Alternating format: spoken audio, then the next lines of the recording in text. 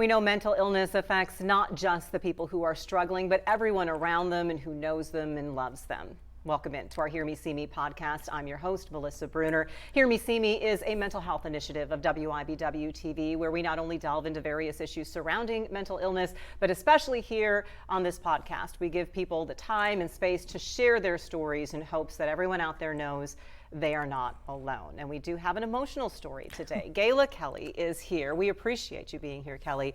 Gayla's son died by suicide a little bit over a year ago now, and I don't want to say that I love that you're doing this, because certainly we wish that Logan would not have left us. Right. But I can appreciate how you are using what happened to spread a message of kindness and really celebrating his memory. So Absolutely. Welcome to you. We appreciate you. Thank you. I'm sorry for the tears. That's okay, because tears can be tears of happiness and love. That's Right. what they are. So let us know, who was Logan? Logan was passionate about the things he loved: music, marching band, sports, his friends, dancing. He would do anything for anybody when he was in his ups, but he had very high ups and very low lows. And he battled for a long time. And when he was in his ups, he was just the best person. Everybody wanted to be around him. His smile would light up a room. He would go dancing, and he would in the middle of a circle of dancing. But unfortunately, those lows would just take over, and when the lows took over, he would run away from life. He would take off, like he left Wichita to go to Seattle, and then left Seattle to come back, and just back and forth with a whole lot of fighting his demons. Mm-hmm. And how old was he when he passed away? He was 29. 29. How long had you noticed him struggling? He started struggling in college at KU. He had said that he had thought about it much, much longer.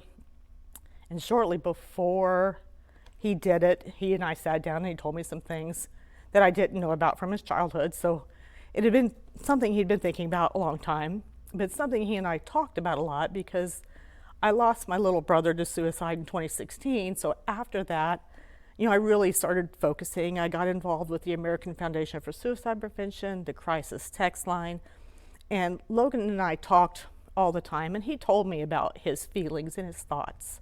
And so it's not something that he hid, but it's basically, as long as he was talking to me, I felt we would be okay. So he did struggle for a bit, several years. And honestly, I think deep down, I probably knew it was coming at some point. I just hoped that he would keep those lines of communication open with me. And first of all, let's make sure everybody knows that the 988 Suicide Prevention Lifeline that is there for you. That Lifeline hotline number is there. If you see yourself in any conversations today, if you are struggling, or if you know of a loved one who's struggling, they are there for you as well to give you some advice in how to handle and approach the situation. So please know that 988 number is there for you. And I think, Gayla, one of the important messages that I think families should take away from this, because guilt is natural. You wonder what you could have done. Right. And the truth is, in a situation like this, you were opening those lines of communication. And when you think back to your younger brother, were the signs there as well? And what did you try to take away from that situation? For me personally, the signs were not there with my little brother. We were very close when he was little. I was 15 years older than him, but as he got older, we didn't see each other a lot. So I didn't see the signs. Right before he died, he had spent a great day with my mom and was very happy.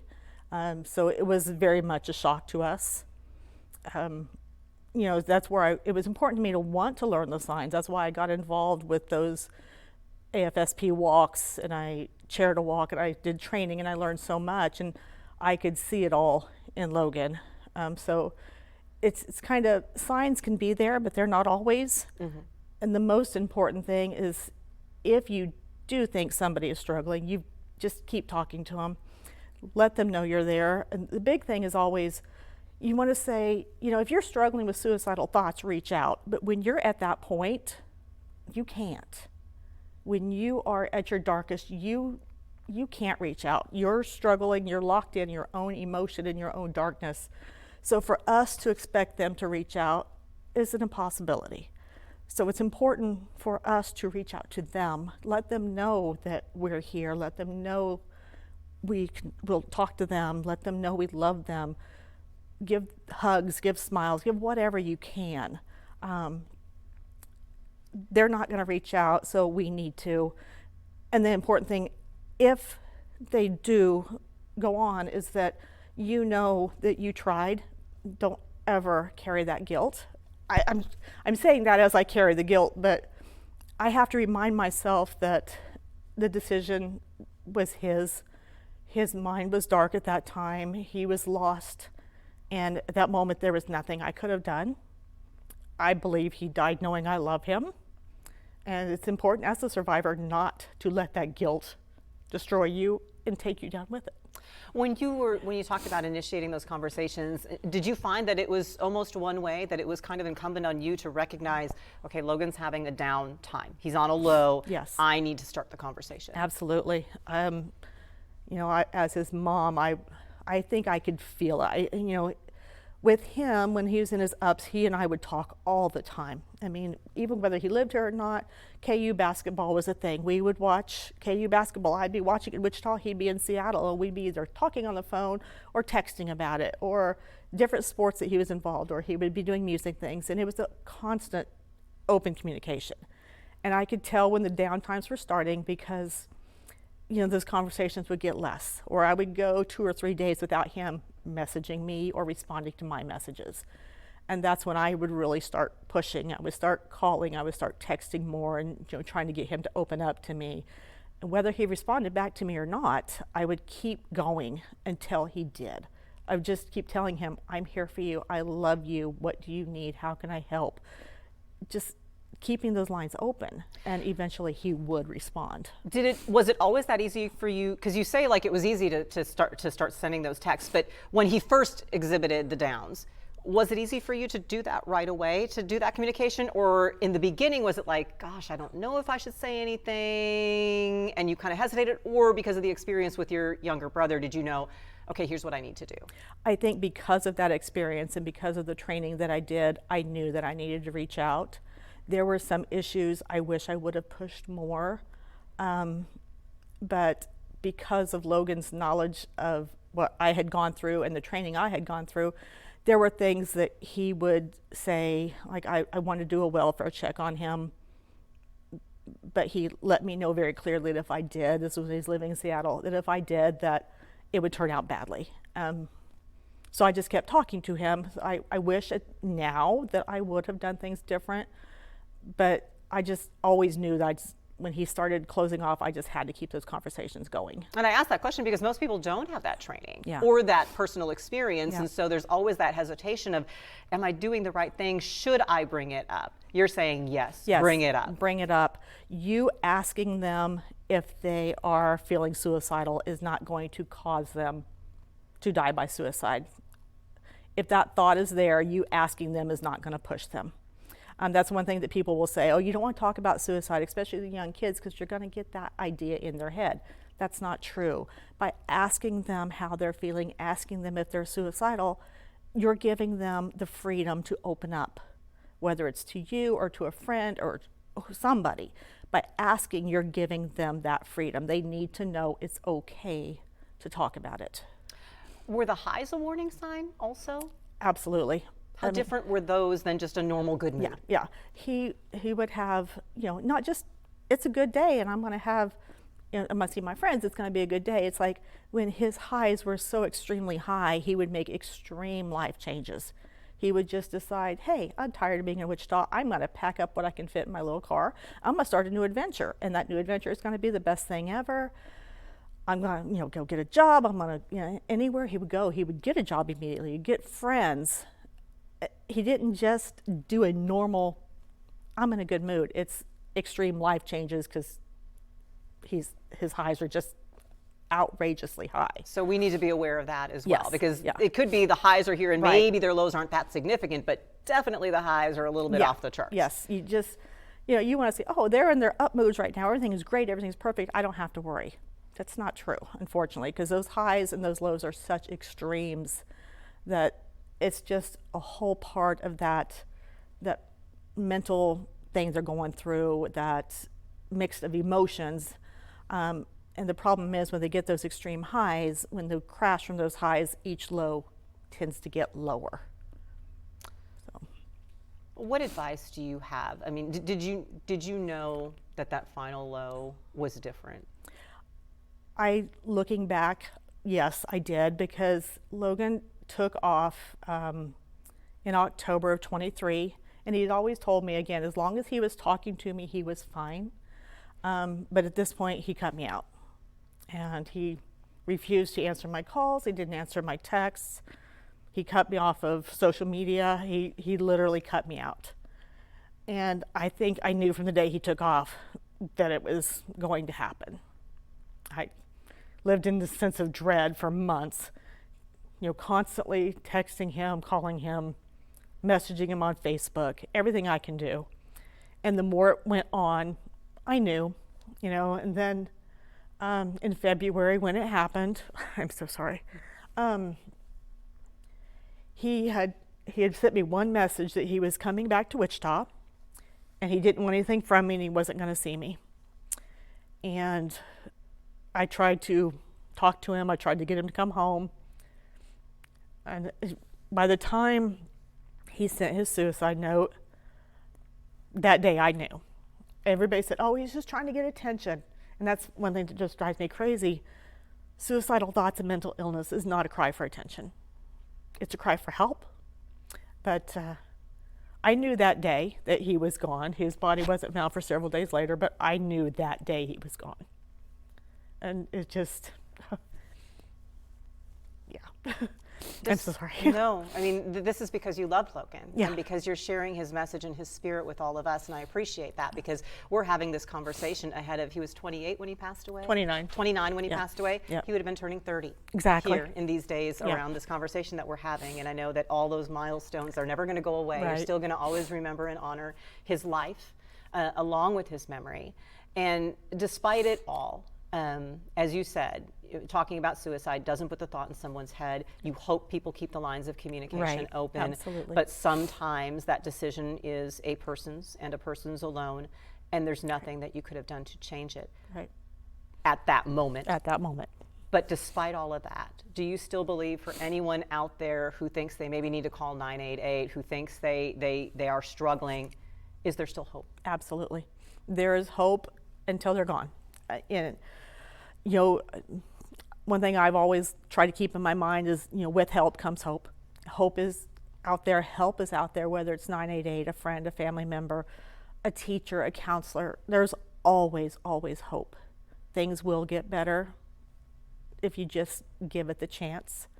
The darkness does win a lot of times, but I just hope that everybody that feels this way can see how important they are, how much they're loved. There is people out there that love them, even if they don't feel it. There's so many lines out there that they can call, whether it's 988 or the crisis text line that's 741-741. There's help out there. I know, unfortunately, without having health insurance, it's a big issue for a lot of people to try to get help, but there are avenues and there are ways. So hope is always, always alive. Hope is always alive, and you are using Logan's story and the story of your family to make the world a better place for everyone. And we're going to look at that in just a moment.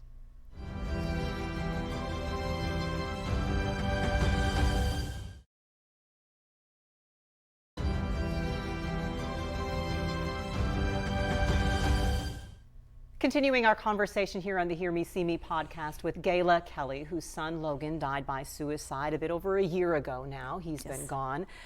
You have a lovely way of honoring Logan's memory, Gayla, and I certainly appreciate this. You want people to be kind. Absolutely. It seems like such a simple ask, but it's such a big ask. Yes. What is it that you have been doing and spreading in the wake of Logan's passing? For his 1-year anniversary, I did a whole Facebook invitation open to everybody, and I asked for people to do acts of kindness from that entire week, from the 19th to the 25th. February, Of right? February. That's the week that from the time he sent the note till his body was found. So that's, to me, that's his anniversary week or angelversary week. Yes. So I've asked people to do just random acts of kindness, whether it's for somebody else or for themselves. So we have to remember that we deserve acts of kindness too. So I said for that week, just do as many acts of kindness as you can. And then see how that makes you feel in return. Being kind to others and doing acts of kindness really helps me mentally. And that's something Logan did. There was, when he was in college on Valentine's Day, he stood outside with a sign that says Singles Awareness Day, free hugs. And then during COVID, pretty much before everything was shut down, he went out to one of the malls in Wichita with a sign saying, "Are you feeling depressed or anxious? Give me a hug." And he stood there for 3 hours with this sign. And then he had a bunch of roses, and he would give people hugs and roses and listen to their stories. And he came back and said how amazing that made him feel. So this was in the midst of his own struggles. This is in the midst of his own struggles, yes. And he just, at that point, he says, I've got to do something to make myself feel better, so I'm going to see if I can make other people feel better. And that's what I want to do with his memory. I want people to do acts of kindness. I want people to smile at a stranger, and I'm doing it again for his birthday. I said last year, he died in February at 29. He turned 30 on Mother's Day. So that was a hard day. And this year, his birthday is this coming Monday. So again, I'm asking people to do acts of kindness in his memory. You can get on my Facebook and share the information if you want to, or you can do it in private. It doesn't matter. What are some of the things that people shared with you that they did Oh. during his angelversary? It was amazing. I got so many posts, private messages. One lady went over and mowed an elderly neighbor's yard. And she hates to mow her own yard, but she went and mowed this neighbor's yard. A friend of mine, a friend of his daughter, was kind of stranded and needed a ride from Wichita to Oklahoma City. So late at night, when there's storms coming, he drove her. He just dropped everything and drove her down there. Other people would take meals to friends. I had several people that donated to the Humane Society. Logan loved animals, so they donated to the Humane Society. Just things like that. One lady said, I've been struggling so much with my own issues. I took myself and I got a pedicure just for herself. She took some time for her. And I love that. It's just. What is the power of kindness? It's amazing. Not only can it help the person you're being kind to, it helps you. You can change somebody's life so drastically by just doing something kind for them. I feel like in this day and age, there's just so much hate and so much negativity that we don't stop and be kind to each other. We forget that kindness matters and how important it is. And for an elderly person, a teenager that's struggling through the summer, a single parent that their children are getting out of school right now, so those kids might not be getting as much food. They might not be, they'll get those free lunches at school or those lunches at school. So, those blessing boxes and donating food to a family can just make a world of difference. You just can touch somebody's heart and, possibly save a life. It's those small ripples, right? Exactly. That make the big wave. Exactly. Make a big wave.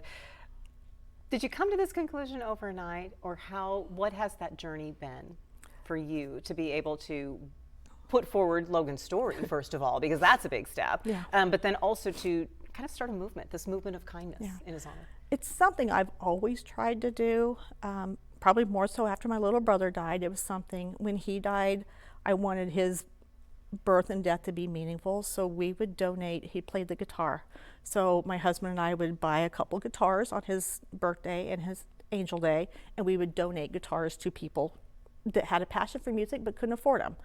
And then I just wanted to kind of carry that on. I stopped for a little bit after, because I had my dad and my little sister passed away from cancer, and then COVID, so it's kind of sucked. But having Logan, You've been through it. We've been through it. But with Logan, it's really kind of woke me up that I need to get back to those acts of kindness and encourage people, in Logan's memory, to help me get through. It's just, this has been the hardest thing I've ever been through, and I need people to help me through. And by people, joining me on those acts of kindness, they're helping me too. They don't know how much they are, but they really are. But it really didn't happen overnight. And No. I think, No, it's didn't. the discussion whenever you have a loss, right? People are thinking, well, that there should be this timetable of how you get over it, or that it should happen right away. Okay, we've had the funeral, move on, Gayla. But you don't, because No. Logan's always with you. Yes, absolutely. No, it's not something I move on from. There will always be highs, there will always be lows. The love of friends and those acts of kindness help me through those lows. And I will keep sharing Logan's story. And I want his memory to stay out there. And I want the kindness that he lived to continue. I want to share that. I want to share him, and I want to share that kindness. Through both of these losses from suicide that you have now experienced, what would be some actionable steps that you would recommend to everyone? For example, you said after you lost your younger brother, it was educating yourself. Right. Is that like step number one, that we all need to really build our own awareness? Yes, absolutely. I think it was like 3 weeks after my little brother died that I'd never heard of him before, but the American Foundation for Suicide campus walk was going on in my area. And I said, let's go find out what this is about. And I walked up there with my husband and my son and his fiance at the time, and just the sense of community, other people that know our pain. The first person I met there, he runs a support group in Wichita. His name is Jim Yoder. And I think he looked at my face and knew I was a newbie in this. And he just came over and gave me a hug. And that connection was so important. And from there, I started learning. I started researching signs of suicide and the numbers and what we can do to help, and just really kind of threw myself into it because I needed to know what I missed with Daniel, and help other people maybe see those, kind of lighten that information out there so people can see what signs to watch for. They're not always there, obviously, out in the obvious, but they're there if you know what to look for, and just knowing maybe one or two and reaching out and talking to them. We have folks offering mental health first aid classes now. Yeah. I mean, that's just as important as learning the physical CPR. Exactly. My platform when I was there is that mental health is as important as physical health. And after Daniel, it was kind of easy to say that. I love my brother, but losing my son has been so much more intense. But so I wanted to, mental health is as important as physical health. So I have to keep reminding myself of that with Logan, because I just want to get mad. I want to be just angry that this happened to him. But, after my dad and my little sister died, I could say, I'm so thankful they're not in pain anymore. I was sad, of course, but I was thankful they're not in pain anymore. So what we have to remember, that mental illness and that darkness is as important, as intense as that physical pain from cancer or any disease. It's as big of a deal. So we've got to start understanding that it matters, and there's ways to help it if we will start getting the education to help those people. To those who are left behind from a loss like this, what is your advice? Don't lock yourself in.